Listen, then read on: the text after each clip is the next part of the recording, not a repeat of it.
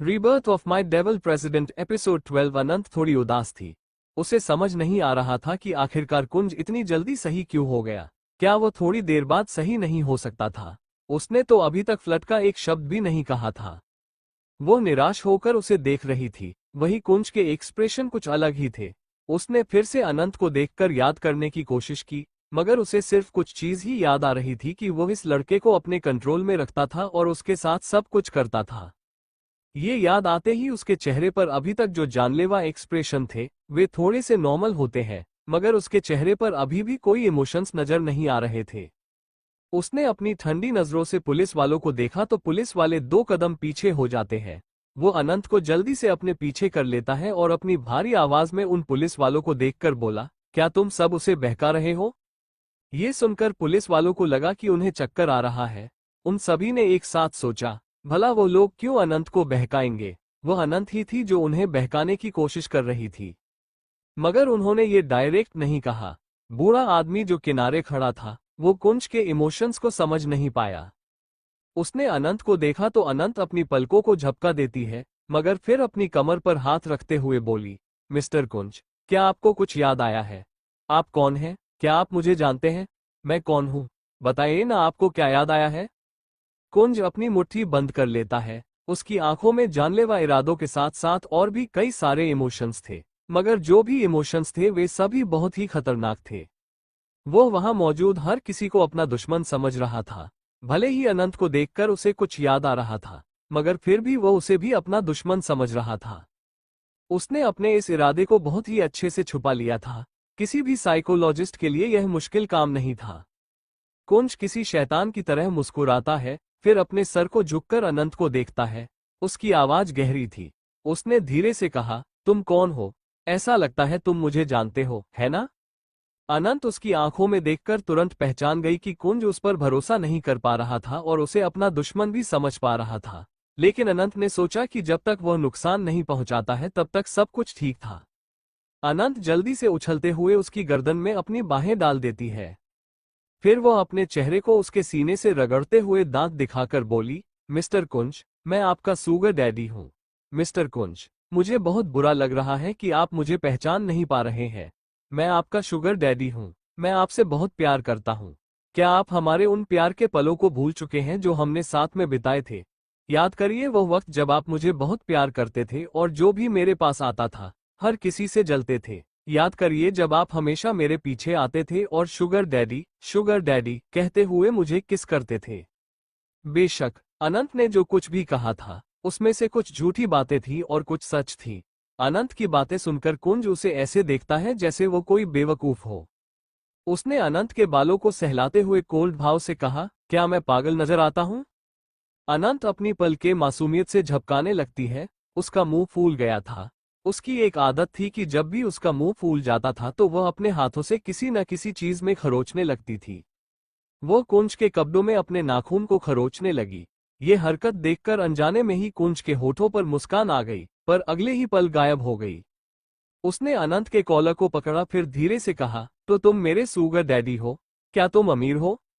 अनंत याद करती है कि अपने पिछले जन्म में वो बहुत अमीर थी। ऊपर से उसकी शादी कुंज के साथ कुछ ही दिनों में होने वाली थी, इसलिए उसे इस जन्म में भी अमीर माना जा सकता है। वो अपने दांत दिखाते हुए अपने सर को जल्दी जल्दी में हिलाकर बोली, हाँ, आपका शुगर डैडी बहुत अमीर है, पर क्या हम एक किस कर सकते हैं? हम ये हमेशा करते हैं, शायद आपको कुछ याद आ जाए। कुंज अपने दिमाग पर जोर डालने की कोशिश करता है, मगर उसकी पूरी यादें मिट चुकी थी और हिप्नोटाइज होने के कारण वो अलर्ट हो चुका था। उसे किसी भी इंसान पर भरोसा नहीं था, पर अनंत में उसे काफी दिलचस्पी आ रही थी। ऊपर से अनंत के अंदर से आ रही खुशबू उसे बहुत ही अच्छी लग रही थी। वो अनंत को ऐसे देखने लगा जैसे उसे खेलने के लिए कोई बहुत ही अच्छा खिलौना मिल गया हो। अनंत पुलिस वालों को देखती है और गंभीर होकर कहती है, मेरे बॉयफ्रेंड को मैं ले जाने आया हूँ। इसकी गारंटी मैं दे सकता हूँ कि वह किसी को नुकसान नहीं पहुंचाएगा। ऑफिसर एक दूसरे को देखते हैं, फिर एक सीनियर गंभीर होकर बोलता है, लेकिन हम कोई भी रिस्क नहीं ले सकते हैं। उनकी तरफ देखते हुए कुंज ऐसे देख रहा था जैसे उन सबको जान से मार डालेगा। अनंत कुंज को बचाते हुए इस बार हल्के गुस्से में बोली, बेहतर होगा अब मिस्टर कुंज के बारे में भूल जाएं, वरना मुझसे बुरा कोई नहीं होगा। अंजाम आपके लिए बिल्कुल भी अच्छा नहीं होगा। मैं यहाँ पर सिर्फ मिस्टर कुंज को लेने आया हूँ, बाकी मुझे किसी चीज से कोई मतलब नहीं है। आप लोग को जाकर उस क्रिमिनल को ढूंढना चाहिए। एक बात और, हम यहीं पर कुछ दिन रुकने वाले हैं, इसलिए हमारी लोकेशन आपके पास होगी। मुझे लगता है कि मैं इससे ज्यादा आप लोगों की कोई मदद नहीं कर सकती। इतना कहने के बाद उसने कुंज का हाथ पकड़ लिया। कुंज उसे गहरी नजरों से देख रहा था मगर कुछ बोला नहीं। अनंत उसके हाथ को पकड़कर आंख मारते हुए बोली, मिस्टर कुंज, तो हम चले। कुंज उसके हाथ को कसकर पकड़ लेता है। उसने कोई हरकत नहीं की, बस अनंत उसे जहां ले जा रही थी वह जा रहा था। अनंत ने अपनी लोकेशन दे दी थी, इसलिए पुलिस वालों को कोई दिक्कत नहीं थी। अनंत जिस कार से आई थी उसमें वो कुंज को लेकर उसमें बैठ जाती है। कुंज बस लगातार उसके चेहरे को देख रहा था। वो बार बार यही सोच रहा था कि उसका शिकार काफी दिलचस्प था, उसका जब मन चाहेगा वो उसका फायदा उठा सकता है। अचानक उसके दिमाग में एक ख्याल आया।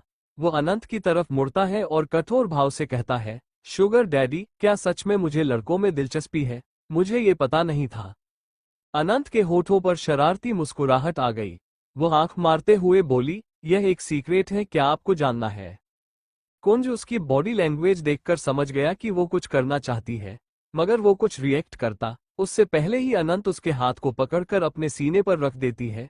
फिर बड़ी सी मुस्कान के साथ बोली, मिस्टर कुंज, आपको कैसा फील हो रहा है? वैसे मैं बता दूं कि आपने एक बार कहा था यह आपको बहुत पसंद है। वैसे क्या अब आपको पता चला कि मैं एक लड़का हूं या लड़की? कुंज भले ही हिप्नोटाइज था और उसे कुछ भी याद नहीं था, मगर फिर भी वो थोड़ा सा शॉक था कि भला कोई लड़की ऐसे किसी के हाथ को कैसे अपने सीने पर रख सकती है। ऊपर से अनंत शर्मा भी नहीं रही थी। कुंज पलटकर देखता है, उन दोनों के अलावा कार में कोई नहीं था। वो जल्दी से अपने हाथ को उसके सीने से हटा देता है। अनंत ये देखकर हंसने लगती है। कुंज काफी देर तक उसे देखता है, फिर उसके बालों पर हाथ फेरते हुए धीरे से बोला, तो मेरे शुगर डैडी सच में एक लड़की है? शुगर डैडी, तुम्हें मेरे बारे में और क्या पता है, और हम कहाँ जा रहे हैं? अनंत ने ड्राइवर को कार स्टार्ट करने के लिए देखा, फिर कुंज के गालों को सहलाते हुए मुस्कुरा कर बोली, मेरे पास यहाँ पर एक घर है, हम वहीं रहेंगे। उसके बाद हम हमारे इंडिया वाले घर जाएंगे। ये सुनकर कुंज कुछ नहीं बोला, मगर उसके होठों पर एक शैतानी मुस्कुराहट आ जाती है, जैसे वो मन ही मन कुछ प्लान कर रहा हो। वो एक बार फिर से अपनी जानलेवा नजरों से अनंत को देखता है। जाहिर सी बात है, उसे अनंत की बातों पर बिल्कुल भी विश्वास नहीं था कि वो उसकी शुगर डैडी थी। अनंत उसकी नजरों को अच्छे से पहचान रही थी, मगर वो कुछ नहीं बोली। उसने अपने मन में उदास होकर कहा, कौन ऐसा हो सकता है जिसने मिस्टर कुंज के साथ ऐसा किया है? यह एक ऐसा इंसान होना चाहिए जो मिस्टर कुंज को बहुत अच्छे से जानता है। मुझे पता करना होगा, पर मिस्टर कुंज अभी मुझे ठीक से पहचानते नहीं और ना भरोसा करते हैं। पर कोई बात नहीं, मैं फिर से उनका पीछा कर सकती हूँ और उन्हें अपने प्यार में गिरा सकती हूँ। ये सोचते हुए वो और भी ज्यादा खुश हो गई थी। वो कुंज के गालों पर किस कर देती है। उसे इतना खुश देखकर कुंज को समझ नहीं आया आखिर वो इतनी खुश क्यों है। कुंज अनंत को बेवकूफ समझ रहा था जो उस पर इतना यकीन कर रही थी, पर कुंज को पता था कि अनंत को लेकर उसके इरादे बिल्कुल भी अच्छे नहीं है। वो उसकी बॉडी को ऊपर से नीचे तक स्कैन करता है, फिर अपनी आंखें बंद कर लेता है। कुछ ही देर में वे लोग न्यूयॉर्क के एक बड़े से होटल के सामने खड़े थे। अनंत ने अचानक अपना प्लान चेंज कर दिया था। उसने होटल में रहना सही समझा। कुंज उससे कुछ नहीं पूछता, बस उसके पीछे पीछे चला जाता है। एक रूम बुक करने के बाद अनंत उसे लेकर अंदर जाती है। कुंज बहुत ही गौर से हर एक चीज को देख रहा था, पर वो अलर्ट था और रूम में पहुंचते ही वो पूरे रूम को स्कैन कर रहा था। तभी उसे महसूस हुआ कोई उसकी तरफ बढ़ रहा है। उसने पलटकर एकदम से अनंत का हाथ पकड़ लिया और जानलेवा आवाज में बोला, क्या करने की कोशिश कर रही हो? मगर अनंत उसे धक्का देकर बिस्तर पर गिरा देती है और उसे घूरते हुए बोली, मिस्टर कुंज, हम कितने दिनों बाद मिले हैं, क्या आपको मेरी याद नहीं आई? इतना कहते हुए वो उसे दोबारा किस कर लेती है। उसके अचानक किस करने से कुंज हैरान था। वो रिएक्ट करना भूल गया था। वो उसे दूर करना चाहता था, मगर उसे यह अच्छा लगा, इसलिए उसने अनंत को ये करने दिया। अनंत लगातार कुंज को किस कर रही थी और कुंज अपनी गहरी आंखों से उसे देख रहा था। उसे अनंत का इस तरीके से किस करना बहुत पसंद आ रहा था, इसलिए उसने भी उसके कमर को पकड़कर उसे और करीब खींच लिया। कुंज भी पूरे जोश के साथ उसे किस कर रहा था। दोनों की सांसें एक दूसरे से मिल रही थीं और ऐसा लग रहा था कि कमरे का तापमान भी बढ़ने लगा है। कुंज किस करते हुए अपने हाथ को उसके कंधे पर रखता है, फिर धीरे धीरे उसके हाथ अनंत के कपड़ों के अंदर चले जाते हैं। जैसे ही कुंज के हाथ ने अनंत की स्किन को छुआ, अनंत की सांसें भारी होने लगी और उसका पूरा शरीर सिहर उठा। अनंत ने कसकर कुंज के कपड़ों को पकड़ लिया। वो उससे दूर होने की कोशिश कर ही रही थी कि कुंज ने उसे खींचकर अपने पास कर लिया और उसे बिस्तर पर लिटा दिया। कुंज लगातार अनंत को किस करते हुए उसके शरीर को छूने की कोशिश कर रहा था, लेकिन ये स्पर्श पहले जैसा नहीं था। जब कुंज के हाथ अनंत के सीने पर लगी पट्टी को हटाने लगे तो अनंत का चेहरा लाल पड़ गया। उसने कुंज के सीने पर हाथ रखकर उसे खुद से दूर करने की कोशिश की। कुंज पहले तो दूर नहीं हुआ, लेकिन फिर अपनी गहरी निगाहों से उसे देखते हुए धीमे स्वर में बोला, क्या तुमने नहीं कहा था कि हम लवर्स हैं? अगर तुम मेरे शुगर डैडी हो तो मुझे रोक क्यों रही हो? क्या लवर्स ऐसा नहीं करते? अनंत उसकी चमकती आंखों में देख रही थी। कुंज हमेशा की तरह हैंडसम लग रहा था और अनंत उसे अपने पास रखना चाहती थी। मगर फिर उसने थोड़ा शर्माते हुए कहा, पर हमने ये सब बस 2 बार ही किया है, इसलिए मुझे थोड़ी शर्म आ रही है। ये सुनकर कुंज का इंटरेस्ट और बढ़ गया। उसने अनंत के गालों को सहलाते हुए हंसकर कहा, तो मेरे शुगर डैडी को शर्माना भी आता है? इंटरेस्टिंग। शुगर डैडी, आपको और क्या क्या आता है? अनंत मुस्कुरा रही थी, लेकिन उसे इस बात का ध्यान नहीं था कि कुंज उसके कपड़े धीरे धीरे उतार रहा था। कुंज अब पहले से बिल्कुल अलग पर्सन बन चुका था। उसके मन में बस यही था कि अनंत उसके लिए एक खिलौना है, जिसके साथ वो खेल सकता है जब तक उसका मन न भर जाए। उसके बाद वो कहीं और चला जाएगा, लेकिन उसे अभी यह नहीं पता कि कहाँ जाना है। अनंत को महसूस हुआ कि कुंज लगातार उसके कपड़े हटाने की कोशिश कर रहा है। उसने कुंज का हाथ पकड़ते हुए शरारती मुस्कान के साथ कहा, मिस्टर कुंज, आप शरारत कर रहे हैं। वैसे सच कहूं तो मैं हमेशा से आपको बिस्तर पर अपने नीचे दबाना चाहती थी, ताकि मैं आपको अपनी ताकत दिखा सकूं। मगर अभी मुझे भूख लगी है, पहले कुछ खा लूं, फिर मुझमें ताकत आ जाएगी, तब मैं आपको बिस्तर पर दबाऊंगी। आपको नहीं पता, इतने वक्त में मैं बहुत ताकतवर हो गई हूं। ये सुनकर कुंज ने उसके छोटे से शरीर को देखा और हंसते हुए बोला, वाकई तुम बहुत ताकतवर लग रही हो, शुगर डैडी। कुंज देखना चाहता था कि सामने मौजूद ये छोटी सी लड़की उसे कैसे बिस्तर पर दबाएगी, इसलिए उसने सोचा कि अनंत को कुछ खाने देना ही ठीक होगा। वो शांत होकर बैठ गया। अनंत ने राहत की सांस ली और जल्दी से अपने कपड़े ठीक किए। वो समझ रही थी कि कुंज अब पहले से अलग और डरावना हो गया है। हिप्नोटाइज होने के बाद से वो किसी को भी नुकसान पहुंचा सकता था, क्योंकि अब वो अनंत को भी नहीं पहचान पा रहा था और दुश्मन की तरह मान रहा था। अनंत को याद आया कि थोड़ी देर बाद वो कुंज को बिस्तर पर दबाकर फायदा उठा सकती है। ये सोचकर वो खुश हो गई और उसने जल्दी से खाने का ऑर्डर किया। फिर उसने अपने बालों में हाथ फेरते हुए दांत दिखाकर कहा, मिस्टर कुंज, मैं नहाने जा रही हूँ, आप भी मेरे साथ चलेंगे? अनंत की आवाज में शरारत झलक रही थी। तभी कुंज अपनी जगह से खड़ा हुआ। उसके कपड़े अब भी गीले थे। उसने अनंत के सिर पर हल्के से मारते हुए कहा, नहीं, पहले मैं नहाऊंगा। इतना कहकर वो जल्दी से वॉशरूम में घुस गया और दरवाजा बंद कर लिया। कुंज के चेहरे पर शैतानी मुस्कान थी और उसकी आंखों में कोई इमोशनल नहीं था। कुंज अंदर बैठकर सोचने लगा कि उसे अनंत का किस तरह से फायदा उठाना है, जबकि अनंत उसकी इस प्लानिंग से बिल्कुल अनजान थी। इसी बीच अनंत बिस्तर पर बैठी सोच रही थी कि अगर वो कुंज को नहाते हुए देखती तो कितना अच्छा होता। फिर उसने जल्दी से अपना फोन निकालकर किसी को कॉल किया। कॉल रिसीव होते ही अनंत मुस्कुराते हुए बोली, सासू मॉम, मैंने मिस्टर कुंज को ढूंढ लिया है, वो मेरे साथ है।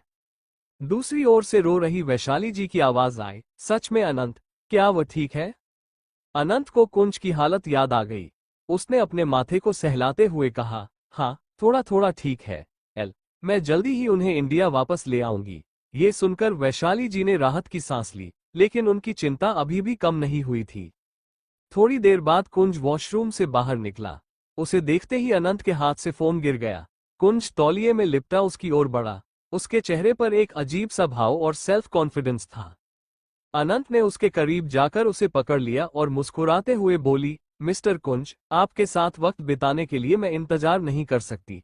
चलिए बिस्तर पर चलते हैं, मैं अभी रोमांस करना चाहती हूँ। इतना कहकर उसने अपना सिर कुंज के सीने पर रख लिया। उसकी आंखें सितारों की तरह चमक रही थीं। कुंज उसे शरारती निगाहों से देखते हुए मुस्कुराया और बोला, लगता है मेरी शुगर डैडी काफी रंगीन मिजाज के हैं। अनंत और कुंज दोनों ही इस वक्त बिस्तर पर थे और एक दूसरे को किस कर रहे थे। जहां अनंत अपनी आंखें बंद करके खुश थी, वहीं कुंज के दिमाग में तो शैतानी प्लान चल रहा था।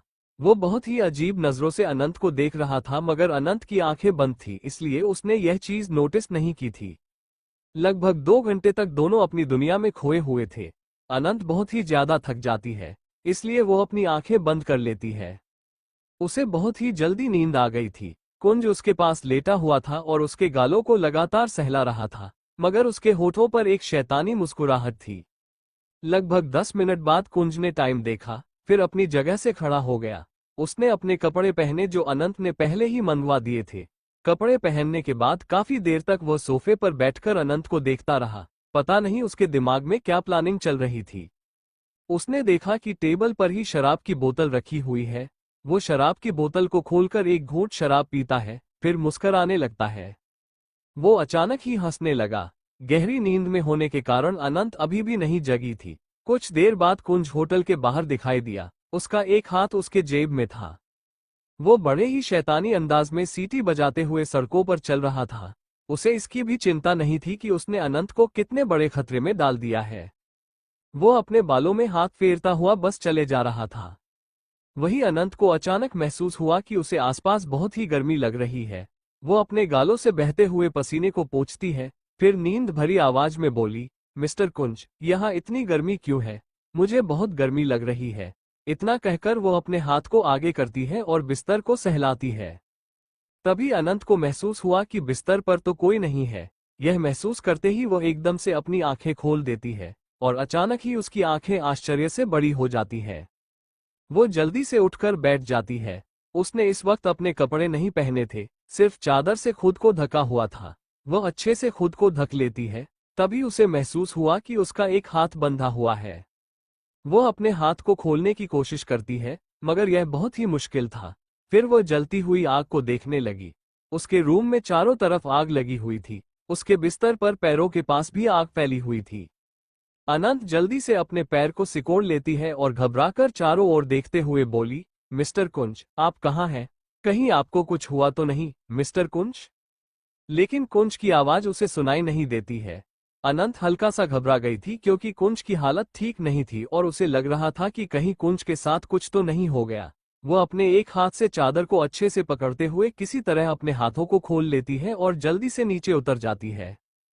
फर्श भी बहुत ज्यादा जल रही थी। अनंत नंगे पैर थी, इसलिए उसे अपने पैरों में एक तेज जलन का एहसास हुआ। वो जल्दी से अपने पैर को उठाने की कोशिश करती है, लेकिन वो डर से घबराई हुई थी। वो वॉशरूम में जाकर देखती है, वहां खाली था। वो आसपास चेक करती है, मगर पूरा रूम खाली था। अचानक अनंत के दिमाग में कुछ आता है और उसके चेहरे के एक्सप्रेशन बदल जाते हैं। वो अपने सर पर हाथ मारते हुए परेशान होकर बोली, मिस्टर कुंज, ये आपने क्या किया? उसका दिल तेजी से धड़क रहा था। उसे इसका बिल्कुल भी डर नहीं था कि वह यहाँ मर सकती है। उसे इस बात का डर था कि अगर कुंज ने बाहर किसी को जान से मार डाला तो उसके हाथ निर्दोषों के खून से रंग जाएंगे। वो जल्दी से अपने कपड़े ढूंढ कर पहनने लगती है, लेकिन आग के कारण वो इतनी गर्मी महसूस कर रही थी कि अनंत को सांस लेने में प्रॉब्लम हो रही थी। उसका पूरा चेहरा लाल पड़ गया था। वह जैसे ही खड़ी होती है उसे चक्कर आ जाता है और सामने सब कुछ धुंधला दिखने लगता है। अनंत जल्दी से खिड़की खोल देती है और खुद को गिरने से बचाने के लिए खिड़की को पकड़ लेती है। उसने तेजी से सांस लेते हुए बाहर की तरफ देखा। वो इस वक्त बहुत ऊंचाई पर थी और ऊपर से उसे चक्कर भी आ रहा था, इसलिए बाहर नहीं कूद पाए। उसने 2-3 गहरी सांसें ली और किसी तरह बाहर निकलने का रास्ता ढूंढने लगी, क्योंकि पूरे कमरे में आग इतनी ज्यादा फैल चुकी थी कि उसे कुछ दिखाई नहीं दे रहा था। जैसे ही वो अपनी आंखों को मसलती है, उसे आंखों में तेज दर्द का एहसास होता है। अनंत दर्द से कराहते हुए घुटनों के बल जमीन पर बैठ गई। फिर अपने आप से बोली, नहीं, मुझे मिस्टर कुंज के पास पहुंचना है। अगर उन्होंने कुछ गलत कर दिया तो मुझे उन्हें जल्द से जल्द इंडिया वापस लेकर जाना होगा। वो अपना फोन ढूंढने लगती है, लेकिन फोन कहीं भी नजर नहीं आ रहा था। अनंत अपने दांत पीसती है और धीरे धीरे किसी तरह कमरे के दरवाजे तक पहुंचने का प्रयास करती है। अचानक खिड़की के पास एक जोरदार विस्फोट होता है, जिससे खिड़की का कांच बाहर की तरफ उछलकर दूर तक हवा में बिखर जाता है। बाहर खड़े लोगों ने जैसे ही यह नजारा देखा, वे जोर जोर से चिल्लाने लगे। होटल में अलार्म बजने लगा और लोग तुरंत अलर्ट हो गए। होटल का मैनेजर, जो राउंड पर निकला था, अलार्म की आवाज सुनते ही उसके चेहरे पर डर छा गया।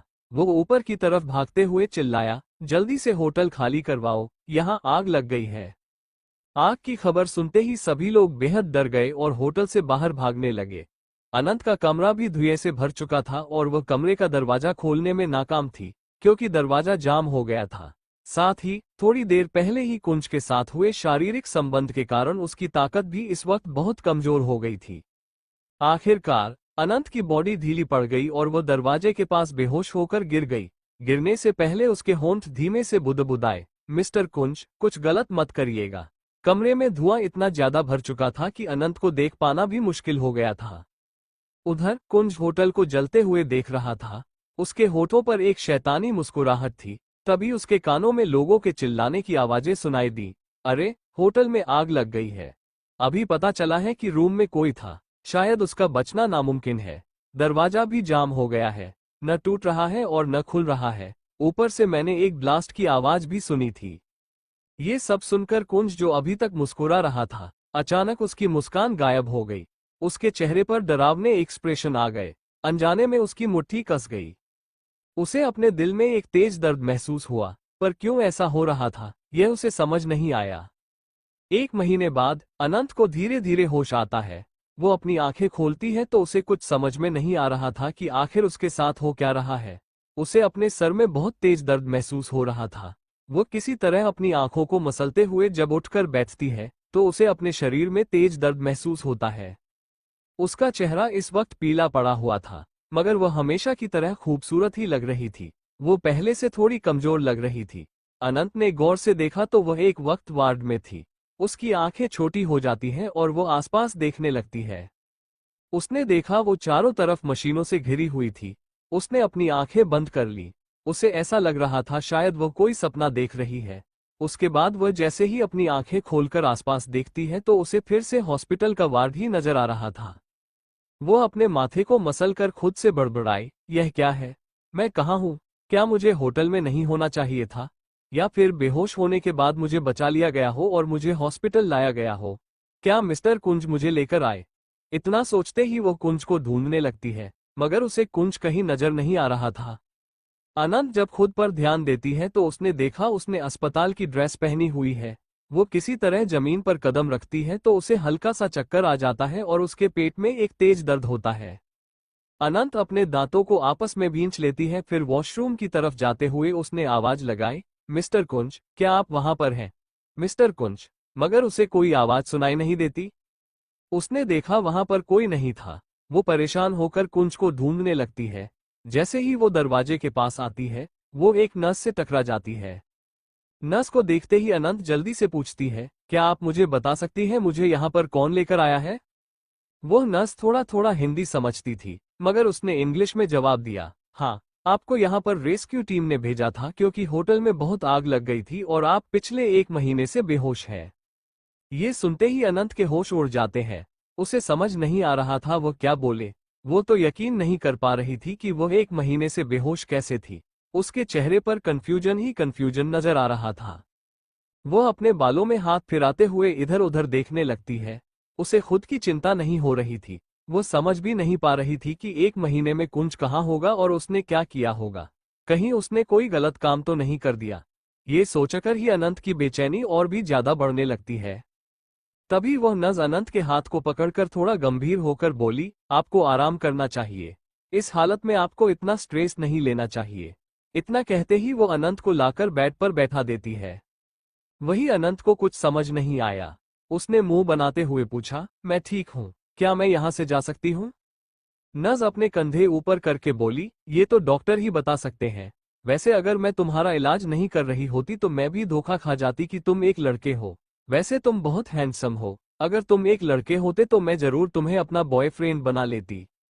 इतना कहकर वो मुस्कुरा देती है। अनंत भी मुस्कुरा देती है, मगर वो कुंज के बारे में भूल नहीं पा रही थी। उसने अपने होठों को दबाते हुए पूछा, क्या जब मैं बेहोश थी कोई लड़का मुझसे मिलने आया था? वो उम्मीद से नस को देख रही थी, मगर नस उसके उम्मीद पर पानी फेरते हुए बोली, नहीं तो आपसे मिलने कोई भी नहीं आया था।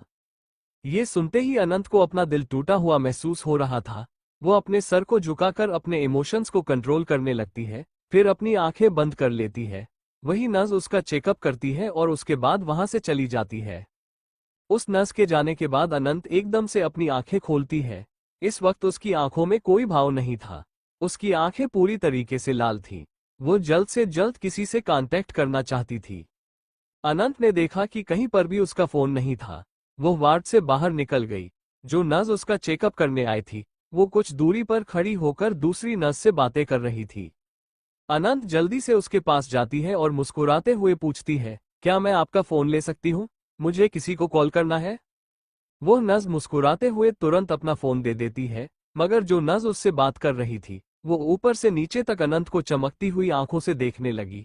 फिर वो शर्मा कर बोली, ये तो कितना हैंडसम है। ये सुनकर पहली नर्स शरारत से बोली, हाँ तो इसे अपना बॉयफ्रेंड बना लो। दूसरी नर्स और भी ज्यादा शर्मा जाती है। वहीं अनंत थोड़ी दूर जाकर जल्दी से किसी को कॉल करती है। कॉल जैसे ही रिसीव हुआ, अनंत बहुत ही सीरियस होकर बोली, मैं सेवन हूं। उसने जैसे ही यह कहा, दूसरी तरफ सन्नाटा छा गया। ऐसा लग रहा था कि दूसरी तरफ वाला इंसान यकीन नहीं कर पा रहा है। काफी देर तक शांति रही, मगर अनंत इस वक्त टाइम वेस्ट नहीं कर सकती थी। इसलिए उसने गुस्से में कहा, इस फोन की लोकेशन को ट्रैक करो और मुझे यहाँ पर लेने आओ, और हाँ, मेरे लिए कपड़े भी लेकर आना। वो कॉरिडोर में खड़ी होकर नीचे की तरफ देख रही थी। चारों तरफ अच्छे से स्कैन करने के बाद उसने कॉल में कहा, मैं सड़क की दूसरी तरफ, जहां पर एक स्ट्रीट लाइट है, वहां पर रहूंगी। मेरे बालों का कलर ब्लैक और पर्पल में है। मैं हॉस्पिटल की ड्रेस पहने हुई हूँ। इतना कहते ही वो कॉल काट देती है। इसके बाद वो नर्स को देखते हुए मुस्कुराकर बोली, thank you miss, and you are beautiful. इतना कहते ही वो उसे आंख मार देती है।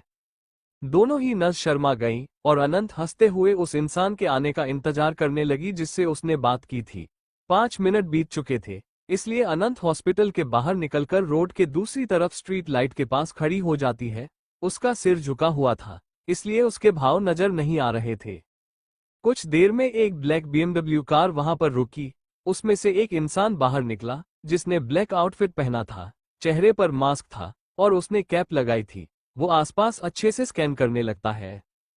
तभी उसकी नजर अनंत पर पड़ती है, जो चुपचाप खड़ी थी। वो इंसान गंभीर निगाहों से अनंत को देख रहा था, फिर धीरे धीरे अनंत के पास जाकर खड़ा हो गया।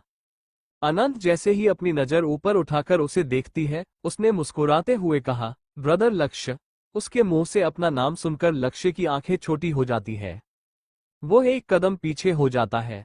उसने गौर से अनंत को देखा तो उसकी आंखें उसे जानी पहचानी लगी और उसकी मुस्कान हमेशा की तरह शैतानी थी।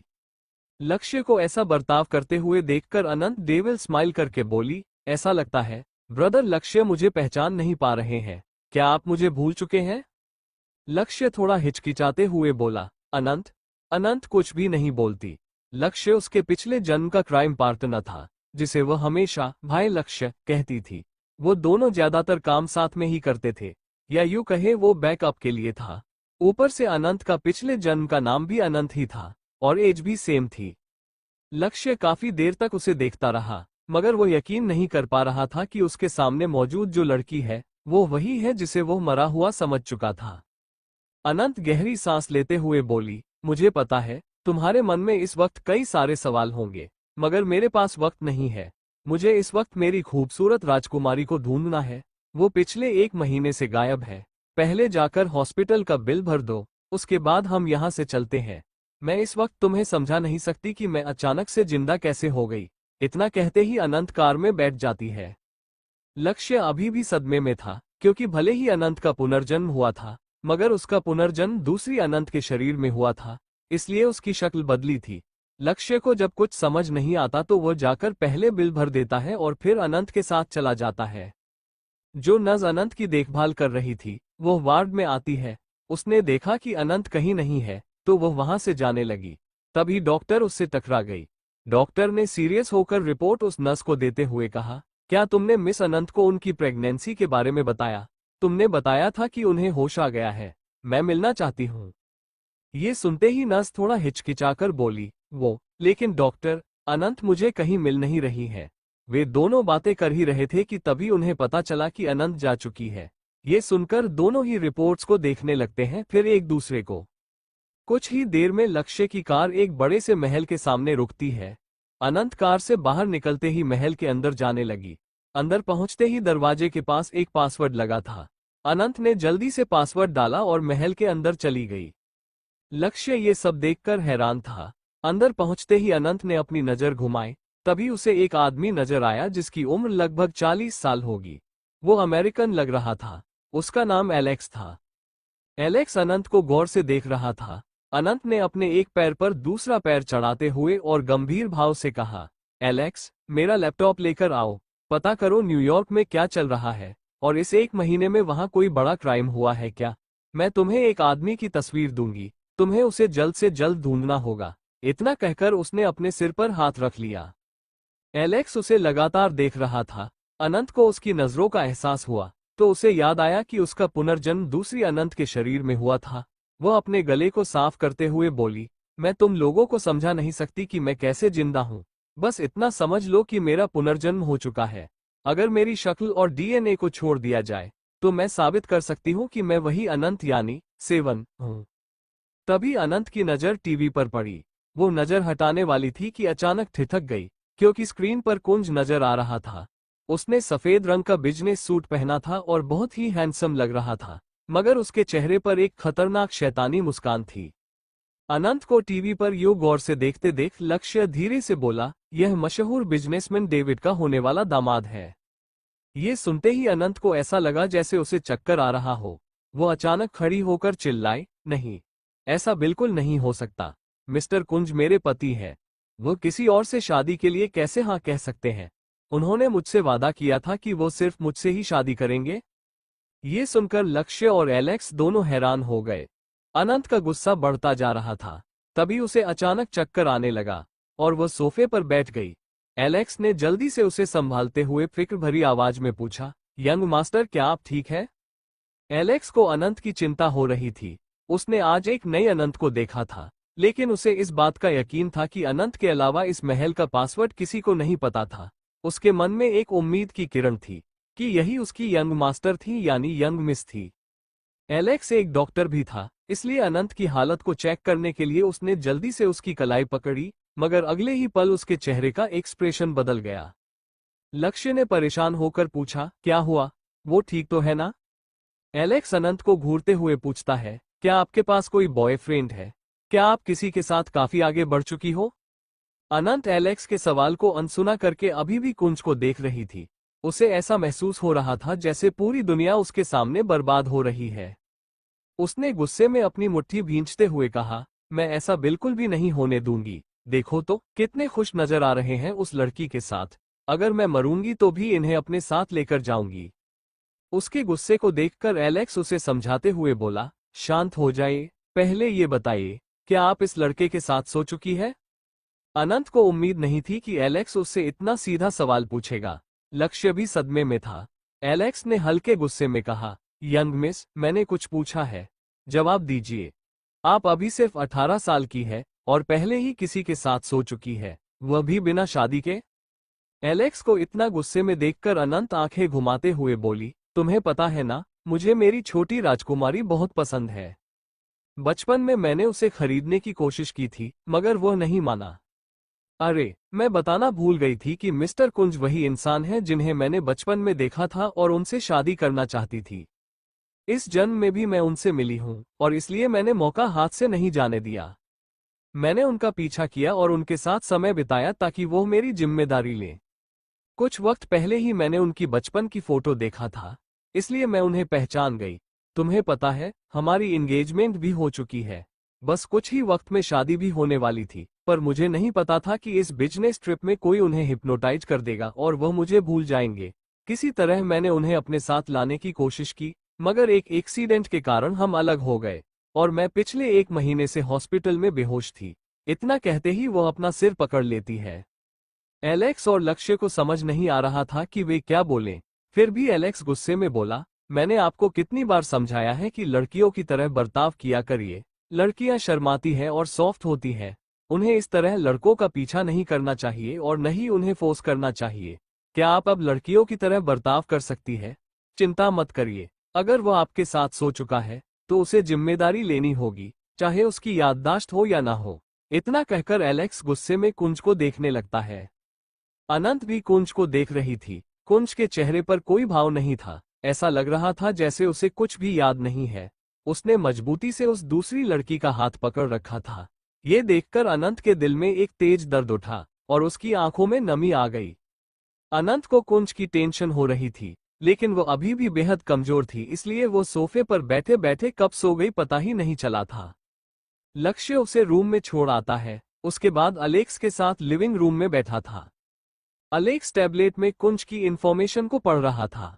लक्ष्य उसे देखकर गहरी सांस लेते हुए बोला, अंडरस्को, अब हमें क्या करना चाहिए? अलेक्स काफी देर तक टैबलेट में कुंज की इंफॉर्मेशन पढ़ रहा था। फिर वह लक्ष्य को देखते हुए सीरियस आवाज में बोला, अंडरस्को, यंग मिस बचपन से ही अकेली हो गई थी। जब बड़े मास्टर और मैडम उन्हें छोड़कर चले गए थे, अकेलेपन में ही उन्होंने अंधेरे को अपनी दुनिया बना लिया था। बचपन में जो हमारा पड़ोसी लड़का था, जो यहाँ पढ़ाई के लिए आया था, वो अगर मिस्टर कुंज है तो हम उन्हें ऐसे नहीं जाने देंगे। यंग मिस उनसे प्यार करती है, उनके पीछे पागल है, तो मिस्टर कुंज को हार मानकर उनके पास वापस आना होगा। अगर वह नहीं आएंगे तो हम जबरदस्ती लेकर आएंगे। इसीलिए जाओ और जाकर पता करो ये शादी कहाँ हो रही है। लक्ष्य अपने सर को हिला देता है। उसे आनंद के लिए बहुत बुरा लग रहा था। उसके बाद वो वहां से चला जाता है, मगर अलेक्स तो कुछ और ही सोच रहा था। ऐसे ही शाम हो जाती है। अनंत की नींद खुलती है तो वो आसपास अपनी नजरें घुमाकर देखती है। एक जाने पहचाने रूम को देखकर उसके होठों पर मुस्कुराहट आ गई। उसे यहाँ काफी सुकून मिल रहा था, क्योंकि पिछले जन्म में यह उसका घर और उसका रूम था। वह आसपास की चीजों को देख रही थी कि तभी उसके दिमाग में एक ख्याल आता है और वह एकदम से बेड से कूद जाती है। वो खिड़की के पास गई और वहीं से पेड़ के ऊपर कूद गई और फिर पेड़ से नीचे उतर गई। वो जल्दी से गराज में गई। गराज के बाहर भी एक पासवर्ड लगा था। बिना पासवर्ड के उसका डोर कोई नहीं खोल सकता था। अनंत ने एक पासवर्ड डाला और गराज तुरंत खुल गया। वो डेविल स्माइल करते हुए अंदर गई तो वहां की लाइट अपने आप जलने लगी। अनंत ने देखा वहां पर एक ब्लैक कलर की चमचमाती हुई कार खड़ी थी। वो कार दिखाने में नॉर्मल ही लग रही थी। अनंत उस कार पर हाथ फेरती है तो उस कार से आवाज आने लगती है। फिर अनंत उसके डोर को ओपन करके अंदर बैठ गई। उसने जैसे ही कार को स्टार्ट किया, तभी उसके कानों में एक आवाज पड़ी, अंडरस्को, लिटिल मास्टर, आप आ गई। मुझे तो लगा था मैं यहीं पर पड़े पड़े मर जाऊंगी। मैं खुद को बेकार समझने लगी थी। अच्छा हुआ आप आ गई। ये सुनकर अनंत गर्व से स्टीयरिंग व्हील को थपथपाते हुए बोली, अंडरस्को, ऐसे कैसे? जब तक मैं तुम्हारा इस्तेमाल न कर लूं तुम कैसे मर सकती हो, माय लिटिल ब्यूटी। इतना कहकर वो हंस देती है। यह एक इलेक्ट्रॉनिक कार थी जिसमें हर तरह के फीचर्स थे। यह वाटरप्रूफ भी थी, यहाँ तक कि यह बात भी कर सकती थी। इसे जब अनंत काफी छोटी थी तब उसके डैडी ने बनाया था, पर उसके डैडी एक मिस्टीरियस इंसान थे जिनके बारे में किसी को नहीं पता कि आखिर वो थे कौन। अनंत ब्यूटी को शैतानी मुस्कुराहट के साथ ऑर्डर देती है, अंडरस्को, लिटिल ब्यूटी, वक्त आ गया है कि तुम अपने मालिक के लिए कुछ करो। चलो इंटरनेट पर सर्च करके बताओ, क्या 1 महीने में न्यूयॉर्क में कुछ गलत हुआ है? क्या कोई हैंडसम लड़का नजर आया है जिसने कोई गलत काम किया हो? ये सुनकर लिटिल ब्यूटी आवाज करने लगती है। फिर कार ऐसे शांत हो गई जैसे लिटिल ब्यूटी निराशा हो। ये देखकर अनंत गुस्से में बोली, अंडरस्को, बताओ लिटिल ब्यूटी। लिटिल ब्यूटी आनंद से बोली, अंडरस्को, मास्टर, क्या आप मेरे पास सिर्फ इसलिए आए हैं क्योंकि आपको कोई सुंदर इंसान मिल गया है और आप उसकी तारीफ करना चाहती हैं, या फिर आप उसका पीछा करना चाहती हैं? लड़कियों को ऐसा नहीं करना चाहिए। मेरा दिल बहुत दुख रहा है कि आप ऐसा कर रही। अनंत गुस्से में बोली, अंडरस्को, तुम एक मशीन हो इसलिए तुम्हारा दिल नहीं दुख सकता। अब जल्दी से बताओ। लिटिल ब्यूटी जल्दी जल्दी हर एक चीज सर्च करती है। कुछ देर में सारी इंफॉर्मेशन उसके पास आ गई और वह आनंद से बोली, अंडरस्को, नहीं, ऐसा कुछ भी नजर नहीं आया है जो गलत हो, मगर एक हैंडसम लड़का जरूर नजर आया है जिसकी शादी आज होने वाली है। शादी की तैयारी भी हो चुकी है। मुझे यकीन है अगर आप उसे देखेंगी तो आप उसके पीछे पागल हो जाएंगी, इसलिए मैं उसके बारे में और कुछ नहीं बताऊंगी। अनंत की आंखें छोटी थी। धीरे धीरे उसकी शैतानी और भी ज्यादा डरावनी होने लगी। लिटिल ब्यूटी आगे कोई बात नहीं करती है। तभी अनंत कार को गराज से बाहर निकालती है और स्पीड बढ़ाते हुए हंसकर बोली, अंडरस्को, मेरे मिस्टर कुंज के अलावा और कोई इतना हैंडसम हो ही नहीं सकता, और उनकी शादी मुझसे होने वाली थी। लिटिल ब्यूटी, चलो आज हम उस सुंदर राजकुमारी को किडनैप करके लाते हैं। ऐसे कैसे वो किसी और से शादी कर सकते हैं? शादी तो उनकी सिर्फ मेरे साथ ही होगी। इनफैक्ट वो मुझसे भी शादी करने के लिए तरस जाएंगे। इतना कहते ही उसकी आंखों में शैतानी भाव दिखने लगे। दूसरी तरफ एक बड़ा सा गार्डन था जिसे व्हाइट एंड येलो फ्लावर से सजाया गया था। वो बहुत ही खूबसूरत लग रहा था। वहां पर कई सारे मेहमान ब्लैक सूट में नहाए आ रहे थे और जितनी भी औरतें या लड़कियां थी उन सभी ने व्हाइट कलर की ड्रेस पहनी हुई थी। वहां का स्टेज बहुत ही खूबसूरत लग रहा था। स्टेज पर एक लगभग 45 साल का आदमी खड़ा था। उसके होठों पर मुस्कुराहट थी और उसने एक लड़की का हाथ पकड़ा था जो कि शायद दुल्हन थी। उसके हाथ में फूलों का गुलदस्ता था और वो मुस्कुरा रही थी। ठीक उसी वक्त वहां पर कई सारी कार आकर रुकती है। गार्ड्स बाहर निकलते हैं तो बीच वाली कार से एक हैंडसम सा लड़का बाहर निकला जिसने व्हाइट कलर का सूट पहना था। उसके होठों पर शैतानी मुस्कुराहट थी और आंखों में ऐसे भाव थे कि कोई भी डर जाए। यह कोई और नहीं बल्कि कुंज था जिसका ऑरा अब पहले से भी ज्यादा डरावना हो गया था। कुंज अपनी पॉकेट के एक जेब में हाथ डालकर आसपास खड़े लोगों को देखता है, फिर स्टेज पर खड़े लोगों को देखकर मुस्कुराने लगा। अनंत को कुंज की टेंशन हो रही थी, लेकिन वो अभी भी बेहद कमजोर थी, इसलिए वो सोफे पर बैठे बैठे कब सो गई पता ही नहीं चला था। लक्ष्य उसे रूम में छोड़ आता है। उसके बाद अलेक्स के साथ लिविंग रूम में बैठा था। अलेक्स टैबलेट में कुंज की इंफॉर्मेशन को पढ़ रहा था। लक्ष्य उसे देखकर गहरी सांस लेते हुए बोला, अंडरस्को, अब हमें क्या करना चाहिए? अलेक्स काफी देर तक टैबलेट में कुंज की इंफॉर्मेशन पढ़ रहा था। फिर वह लक्ष्य को देखते हुए सीरियस आवाज में बोला, अंडरस्को, यंग मिस बचपन से ही अकेली हो गई थी। जब बड़े मास्टर और मैडम उन्हें छोड़कर चले गए थे, अकेलेपन में ही उन्होंने अंधेरे को अपनी दुनिया बना लिया था। बचपन में जो हमारा पड़ोसी लड़का था जो यहाँ पढ़ाई के लिए आया था, वो अगर मिस्टर कुंज है तो हम उन्हें ऐसे नहीं जाने देंगे। यंग मिस उनसे प्यार करती है, उनके पीछे पागल है, तो मिस्टर कुंज को हार मानकर उनके पास वापस आना होगा। अगर वह नहीं आएंगे तो हम जबरदस्ती लेकर आएंगे। इसीलिए जाओ और जाकर पता करो ये शादी कहाँ हो रही है।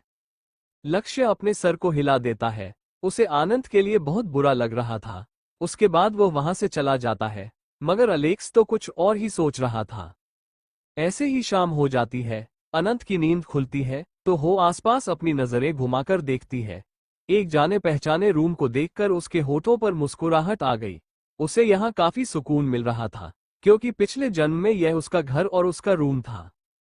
वह आसपास की चीजों को देख रही थी कि तभी उसके दिमाग में एक ख्याल आता है और वह एकदम से बेड से कूद जाती है।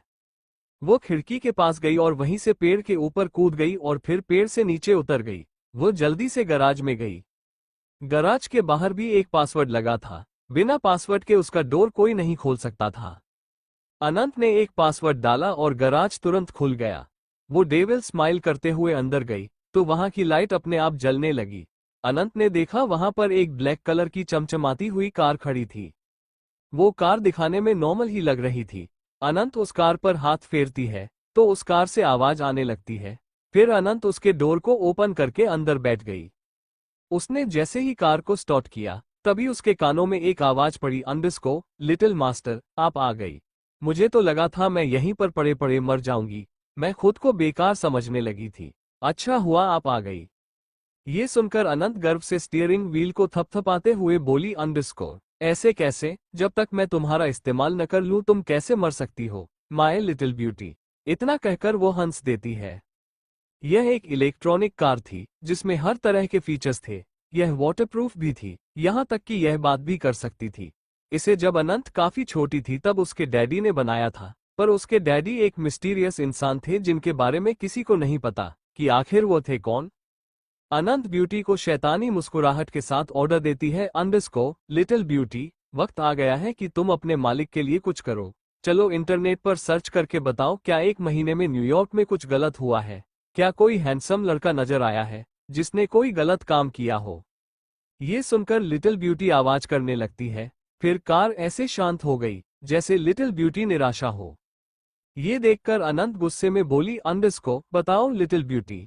लिटिल ब्यूटी आनंद से बोली, अंडरस्को, मास्टर, क्या आप मेरे पास सिर्फ इसलिए आए हैं क्योंकि आपको कोई सुंदर इंसान मिल गया है और आप उसकी तारीफ करना चाहती हैं, या फिर आप उसका पीछा करना चाहती हैं? लड़कियों को ऐसा नहीं करना चाहिए। मेरा दिल बहुत दुख रहा है कि आप ऐसा कर रही। अनंत गुस्से में बोली, अंडरस्को, तुम एक मशीन हो इसलिए तुम्हारा दिल नहीं दुख सकता। अब जल्दी से बताओ। लिटिल ब्यूटी जल्दी जल्दी हर एक चीज सर्च करती है। कुछ देर में सारी इन्फॉर्मेशन उसके पास आ गई और वह आनंद से बोली, अंडरस्को नहीं, ऐसा कुछ भी नजर नहीं आया है जो गलत हो, मगर एक हैंडसम लड़का जरूर नजर आया है जिसकी शादी आज होने वाली है। शादी की तैयारी भी हो चुकी है। मुझे यकीन है अगर आप उसे देखेंगी तो आप उसके पीछे पागल हो जाएंगी, इसलिए मैं उसके बारे में और कुछ नहीं बताऊंगी। अनंत की आंखें छोटी थी। धीरे धीरे उसकी शैतानी और भी ज्यादा डरावनी होने लगी। लिटिल ब्यूटी आगे कोई बात नहीं करती है। तभी अनंत कार को गराज से बाहर निकालती है और स्पीड बढ़ाते हुए हंसकर बोली, अंडरस्को मेरे मिस्टर कुंज के अलावा और कोई इतना हैंडसम हो ही नहीं सकता, और उनकी शादी मुझसे होने वाली थी। लिटिल ब्यूटी, चलो आज हम उस सुंदर राजकुमारी को किडनैप करके लाते हैं। ऐसे कैसे वो किसी और से शादी कर सकते हैं? शादी तो उनकी सिर्फ मेरे साथ ही होगी। इनफैक्ट वो मुझसे भी शादी करने के लिए तरस जाएंगे। इतना कहते ही उसकी आंखों में शैतानी भाव दिखने लगे। दूसरी तरफ एक बड़ा सा गार्डन था जिसे व्हाइट एंड येलो फ्लावर से सजाया गया था। वो बहुत ही खूबसूरत लग रहा था। वहां पर कई सारे मेहमान ब्लैक सूट में नहाए आ रहे थे, और जितनी भी औरतें या लड़कियां थी उन सभी ने व्हाइट कलर की ड्रेस पहनी हुई थी। वहां का स्टेज बहुत ही खूबसूरत लग रहा था। स्टेज पर एक लगभग 45 साल का आदमी खड़ा था। उसके होठों पर मुस्कुराहट थी और उसने एक लड़की का हाथ पकड़ा था, जो कि शायद दुल्हन थी। उसके हाथ में फूलों का गुलदस्ता था और वो मुस्कुरा रही थी। ठीक उसी वक्त वहां पर कई सारी कार आकर रुकती है। गार्ड्स बाहर निकलते हैं तो बीच वाली कार से एक हैंडसम सा लड़का बाहर निकला, जिसने व्हाइट कलर का सूट पहना था। उसके होठों पर शैतानी मुस्कुराहट थी और आंखों में ऐसे भाव थे कि कोई भी डर जाए। यह कोई और नहीं बल्कि कुंज था, जिसका ऑरा अब पहले से भी ज्यादा डरावना हो गया था। कुंज अपनी पॉकेट के एक जेब में हाथ डालकर आसपास खड़े लोगों को देखता है, फिर स्टेज पर खड़े लोगों को देखकर मुस्कुरा